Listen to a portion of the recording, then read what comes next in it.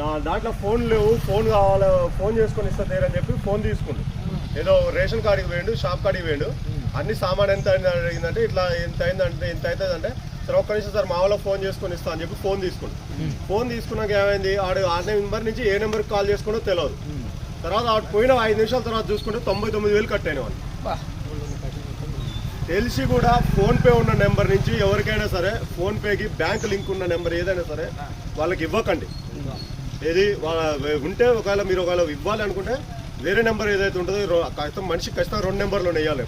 ఒక నెంబర్ లేకుంటే అయితే ఎవరు లేరు. వేరే నెంబర్ నుంచి మాట్లాడేది, వేరే నెంబర్ ఇది. ఈ ఫోన్పేకి మన బ్యాంక్ లింక్కి ఏదైతే నెంబర్ ఉందో ఆ నెంబర్కి అస్సలు ఫోన్లు చేసి ఇవ్వరు ఎవరికి ఇచ్చినా. మొన్న అనుకోకుండా వాడు సామాను తీసుకుందామని వచ్చిండు. ఒక్క ఫోన్ చేసుకొని ఇస్తాను మా వాళ్ళకి ఇట్లా డబ్బులు పంపి అని చెప్తా ఫోన్ చేసుకోను. వాడు ఫోన్ చేసుకొని వెళ్ళిపోయింది, మళ్ళీ వస్తా అన్నాను వెళ్ళిపోయింది. వాడు వెళ్ళిపోయిన 2 నిమిషాలు 99,000 కట్ అయింది.